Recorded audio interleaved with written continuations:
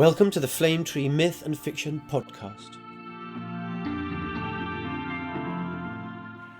Hello, and welcome to this week's episode on Sauúti Terrors.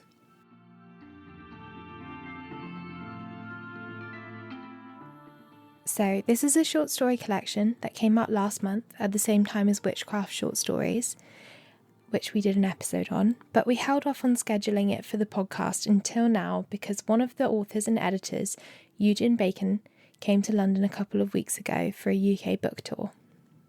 While she was here, we got her to read one of our favourite stories in the anthology, The Rawness of You, for the podcast, so we could share it with you all. I really think you're going to love this one. Eugen has quite a unique and powerful way of reading, so I didn't want to dilute that by trying to pair it with another story for this episode, so I hope it's okay that you'll only be getting one story today. I promise you, it has voice enough for two. A little bit about the collection before I pass the torch on to Eugen, who will introduce her story far better than me. So, Sauúti Terrors brings together African and African diaspora writers. It's a powerful, dark science fiction collection that features short stories from the groundbreaking Sauútiverse. The Sauútiverse is an imagined Afrofuturist universe of 5 planets created by a group of authors known as the Collective. Within these worlds, sound magic is power, so voice, music and language are very important across all narratives. It's also probably worth introducing that there's a creation myth from which the universe is said to originate from. I won't go into all of it, but you can find out more on the Sauútiverse website. I've linked it in the description. You've probably realised by now that this is an exceptionally rich, imaginative story world full of layered imagery, collaboration and illusions. I was trying to explain this to somebody the other day, and I found it difficult to emphasise the scale of this achievement, so I framed it like this. Imagine if some of the biggest and most complex sci-fi story worlds, like the Star Wars world or the Dune world, were invented by a group of authors, all sharing and adding to it, so that it became more diverse, expansive and creative. One of my favourite things about the Sauútiverse is how supportive it feels. The collaborative nature of it means that the authors are inspired by one another and feed back to each other all the time. They are also super welcoming to new authors who want to write in the universe, which is really lovely. Okay, so now I'll pass you on to Eugen for an introduction, which she did record for us after she got back to Australia.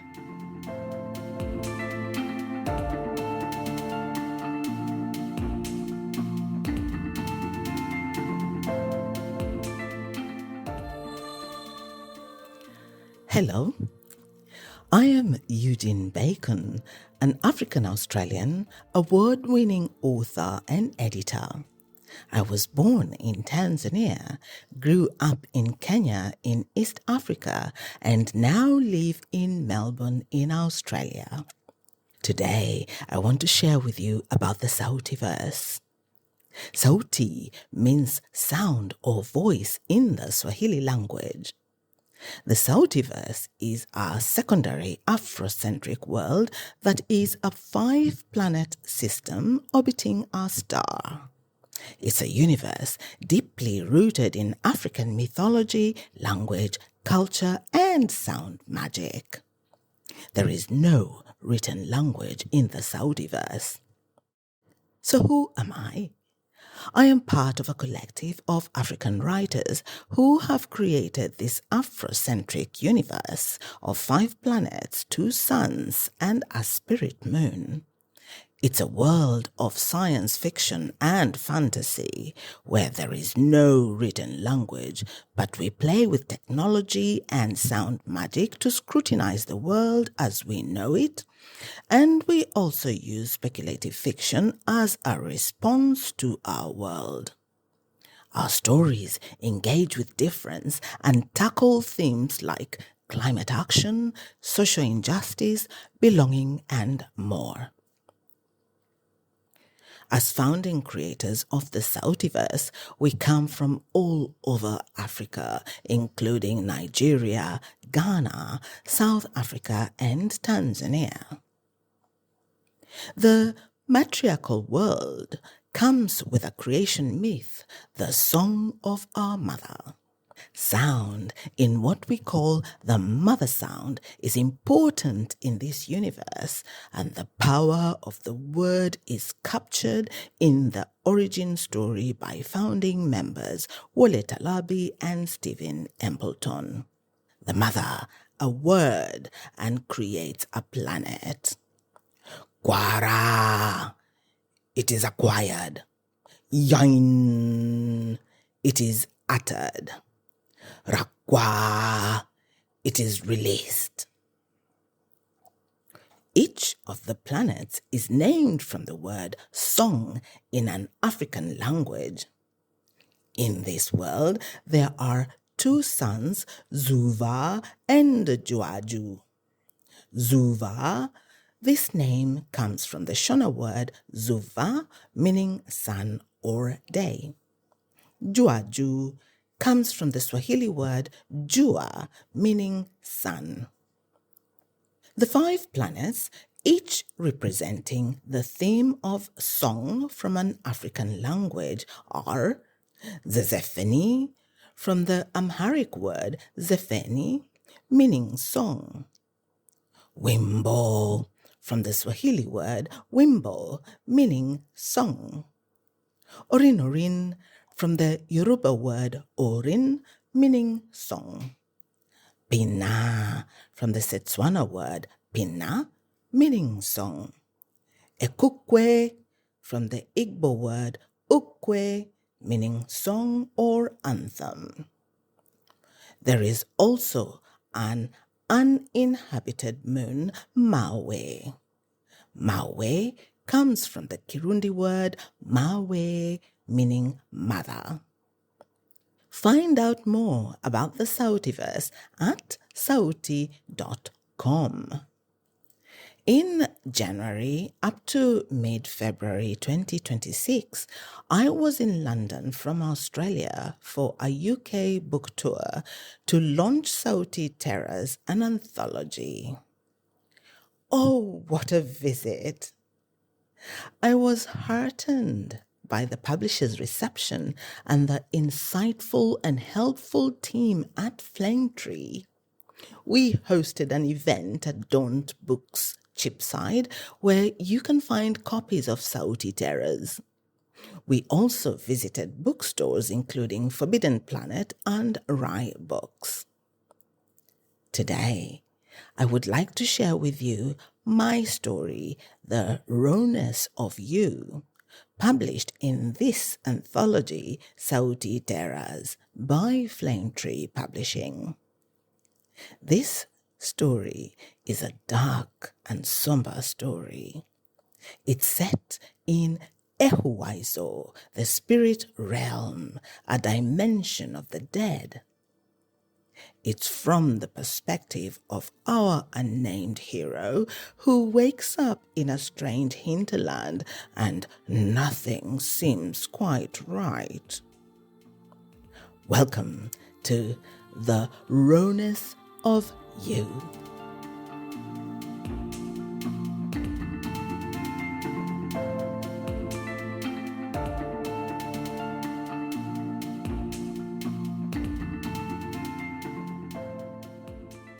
The Rawness of You by Eugen Bacon. Clouds in slow motion, a fork in the wilderness, a mow full of sores.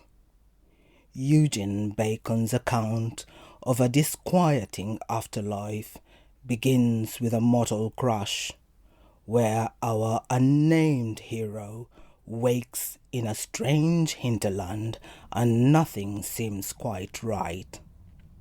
The character takes comfort in the knowledge that they have reached Ehuwaiso, the spirit realm, a dimension of the dead. But are their fates worse than death? Welcome to the Rawness of You. This story changes with a telling, whose hungry eyes and bared teeth the narrator seeks. It's dusk, away from the cityscape. There, a fountain towers dry.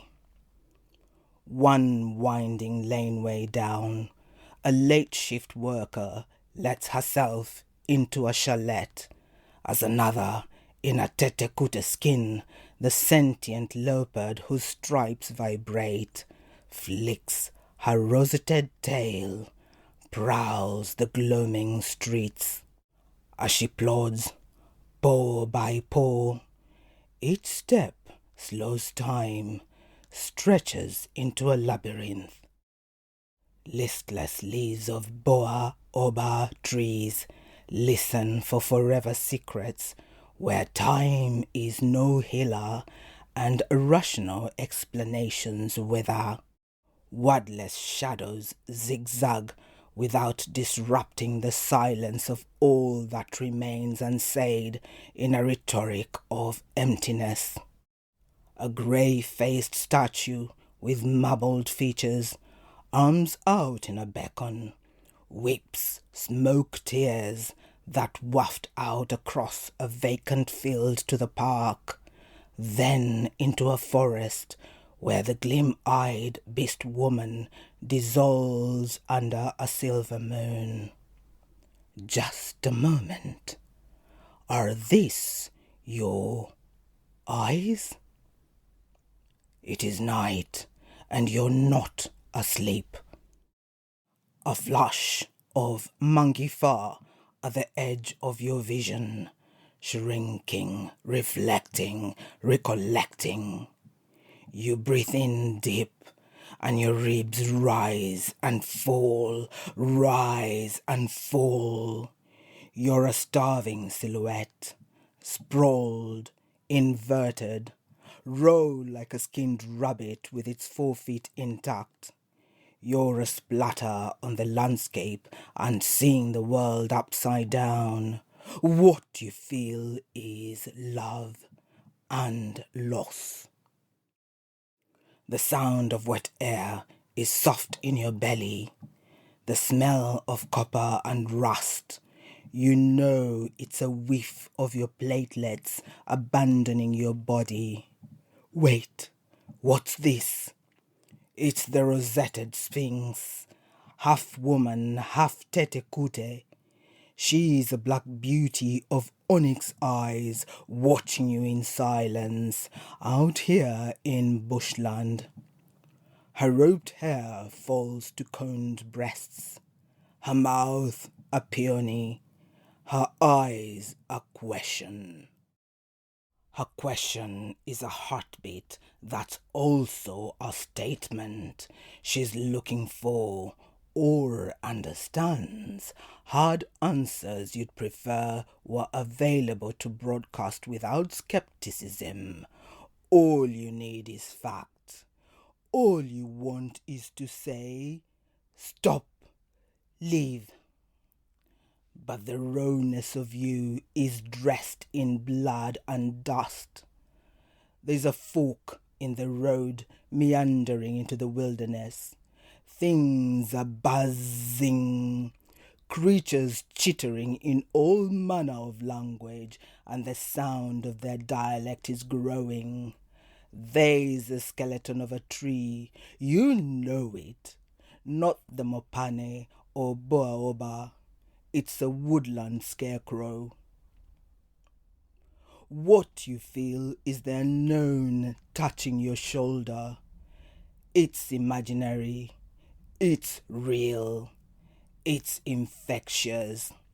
Framed in a temple of magic that quivers the air. It's a tongue of earth music filled with primeval whispers that branch and braid, shift and recalibrate in a metamorphic beat that saves you from falling off the edge of the world. Someone shakes your shoulder.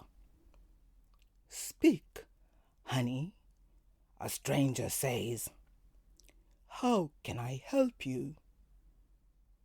You tell her how you fell from the sky, a collision of shuttles. How there was a blaze and an ejector seat through you. How you tugged at cords but the parachute wouldn't open. You don't know if she understands because no sound is coming from your throat. Your tongue is a menace, words eroded to greet. Do something, your unblinking eyes say, so dry in the cornea, a tear wells and rolls down the cheek. Do anything. The Sphinx touches you, puts needles in your core, and they stop your heart. Eee! The earth responds to your soundless gasp, cracks. Delirium climbs from the ravine's core and our hidden sky. Everything scrapes now. A signal sears down your neck, arms all the way down to your lower back, buttocks right down your legs to the heels. It burns, it agonizes. Why does your body feel so compressed? A shiver, quick rising. Now you're on the other side of the forest road, looking, waiting. For what? You are collateral damage, waiting for the world to feel right. The signal is coming and it is going. It's unpredictable, like Zezefeni weather that doesn't know what to do. All those meteor strikes, oceans desiccating into deserts. But you're in Wimbo, embankments and woodland, embraced in a spirit world where the ancestors are close. The she-beast is gone. You feel numb, racked. You feel love for what you have lost. It's a forever solitude. Then you hear a rustle. You see the kudu at the edge of your eye. His majestic, twirled horns reaching for the sky. He snorts. Where's his musky scent? Why can't you smell anything? He stamps. No one needs to tell you he's discomfited. His gallop, away, away, is as loud as a bellow. You've lost touch and smell. You're losing. You've lost everything. You feel out of yourself. Will you ever find you again? And then a flicker, recognition. You see yourself looking at you. You're still on the other side of the forked road, but there you are on the ground. Your body is twitching. Then it deflates, as if it's eating itself. This is how you know you have died. You're just finding your new self, the stranger says. You recognize her. It's the Sphinx. She's back. Where am I? Every year, the world is moving fast, she says. Notice it or not, she gestures at clouds floating the skies in slow motion, birds soaring at altitude on a draft. How is there a lake? Tapia fish pushing side to side against the water. They thrust and leap with a sweep of tail. They glide, squiggle and flip. Everything takes something from another thing, she says. Look at that mopane tree. She points. The tree lives to survive the harshest wind, fire, water, resuscitates from bruising by tallest feasting herbivores, even the tembo and its fat trunk. She spreads her leaves like butterfly wings to get the best of the suns, makes herself sweet or sour, less or more, compounds in her sap to taste good or bad, morphs colour across green, gloss or gold to attract or deter. See how she works hard to resist the worms that feed on her leaves. Still they win. But something else takes from the mopane worm. It's you, humans. Here, taste this. The worms she strews onto your palm are a smoked crunch. So earthy, how rich in protein, she says. 3 times more than Guwewe, the horned pig.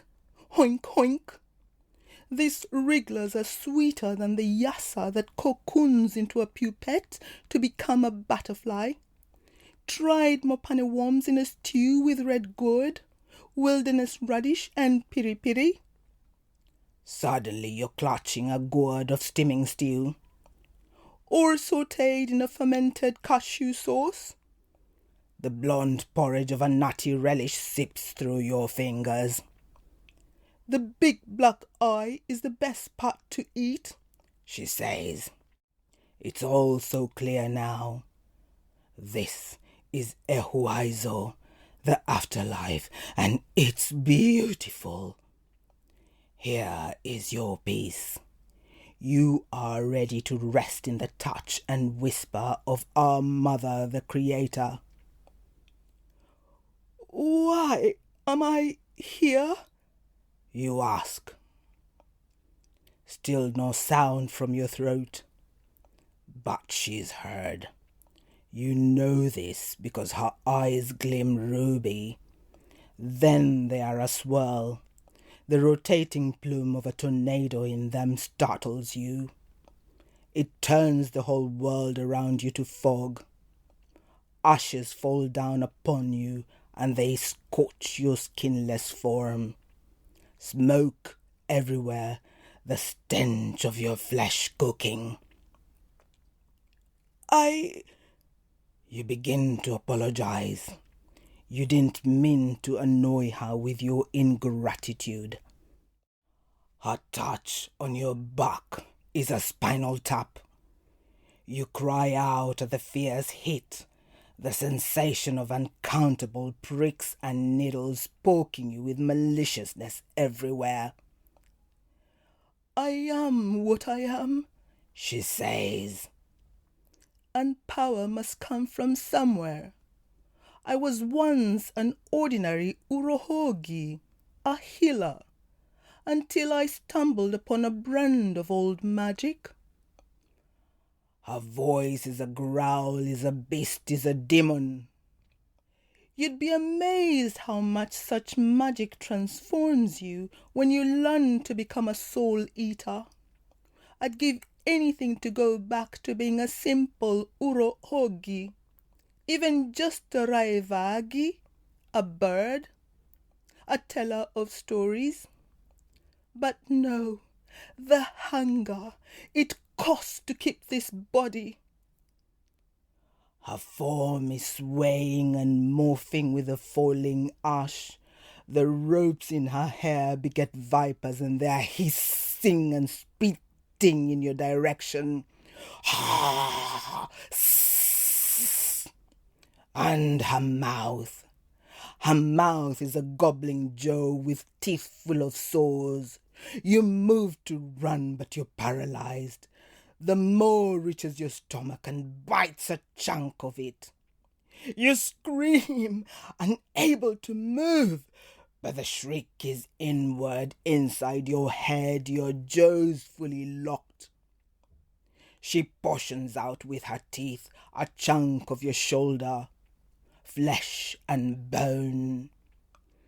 If her spinal tap hadn't incapacitated you, you'd have collapsed in the agony of being gnawed alive, every part of you smelting and smouldering in a ferocity of torment. All those nights you lay awake, contemplating mortality, she says. Are we more than meat, blood, longing? You wondered, as the suns rose and the sun set, and time was a frock and a shoe and a passel and a curl and a malfunction. What is time as the world moves and deviating from all principles of uncertainty? She is chomping you alive, chunk by chunk. As I said, something always takes from another thing. She swallows, belches. You feel like you've lived a long time among fire-eaters in a far-off land. Your whole body, even as it disappears into her gut, is scorching. You're ready to burst into flames like the impudu-pudu, the lightning bird.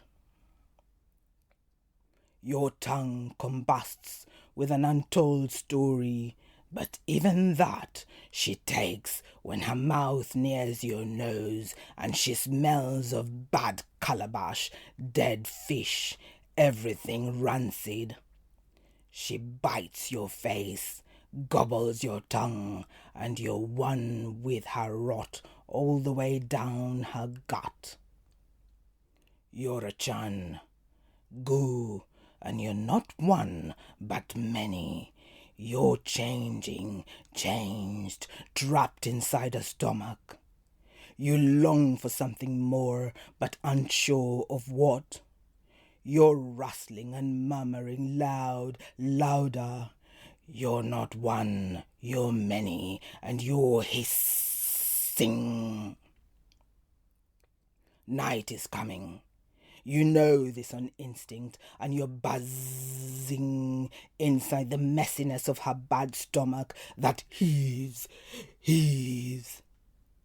Then she spews you in a goopy gush. Freedom! Not really. Some of you is still inside her. You smell her, you feel her, you are her. You're one, you're many. Hiss, buzz, master. She who entrapped you, disgorged you, is the one who's unfettered you. Hiss, buzz, master. But, satiated, she leaps to the skies, and the sludge of you that's a churn on the ground wants to follow, but you're drying out, and no. The kudu's bearded mouth is approaching. You've been twice devoured, spewed, and now shut. Not by the kudu, because a fat-bowed kun, the large carnivorous cat, pounded and leapt, throttled the kudu and ate it. Then a cackle of chekeleles with their short hind legs ganged up on the kun and circled it. The big cat crouched in the long Janini grass, grimaced and bared sharp yellow fangs, but nothing. The chekeleles laughed. Ha ha ha! They were effective, bigger than the Janlele, the water dog, and ate the kun alive. Chomp! They excreted you, flies, then maggots, ate you, shut you. Eaten, defecated. Now you're maggot dust, because they too die. You're a hiss and a buzz. You're a nothing. The suns are winking, and a playful wind blows. Hiss, buzz. You're dust and full of moroseness. You've odysseyed the planets, questing for more.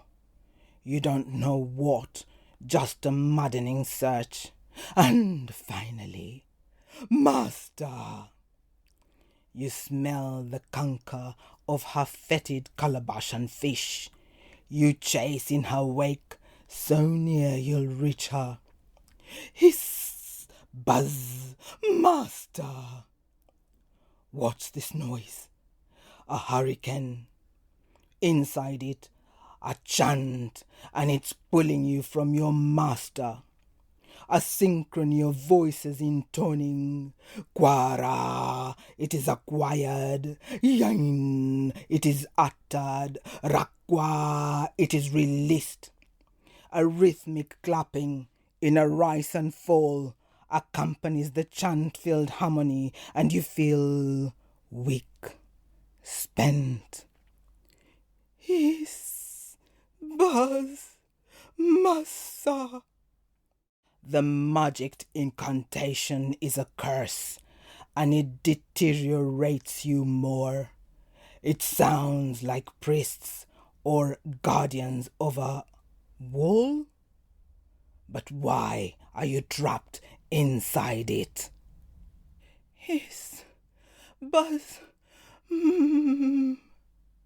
Voices in sync, and oh, as they narrate a creation story, the sound of them, the words of them, torment more than being masticated alive. Our mother watches the wall grow. As anything loved and counselled by our mother, we echo the word to strengthen the wall. You sigh for your master. He, boo, But the chant is too strong. Find the word. Find the voice. Quara, it is acquired. The union of our Hogiri Hile Hala chant strengthens the wall. You're drowning.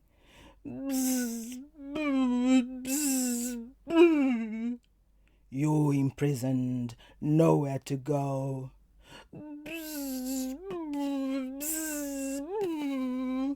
Wings beat inside your heads. Wordless shadows zigzag to disrupt all silence in a rhetoric of noise. Elsewhere, on another planet, a grey-faced effigy, arms out in a beacon, weeps smoke tears that waft to a vacant field, to a park, to a forest. You're many, and you're flying, hovering, foraging, weaving an invisible nest right there inside yourselves. A jillion hearts whir in echo, chattering in entrapment inside a wall. Bzzz. Your whine and drone climbs to the highest pitch, a sound of incoherence in a new and reality as you wait. You wait. Wait. Bzzz.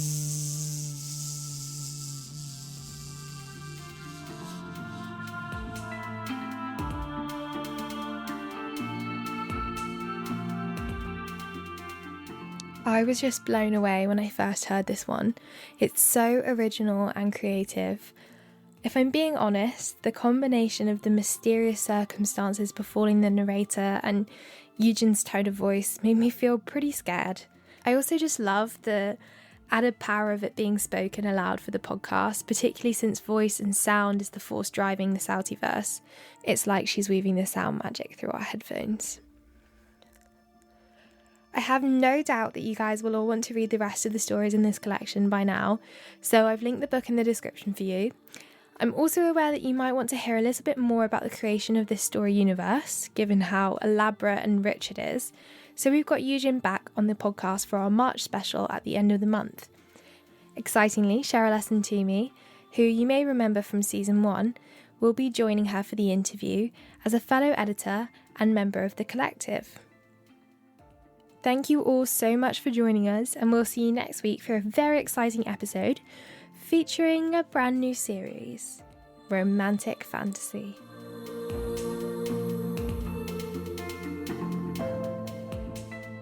Thanks so much for listening. We really hope you enjoyed this episode of the Flame Tree Myth and Fiction podcast and look forward to the next episode.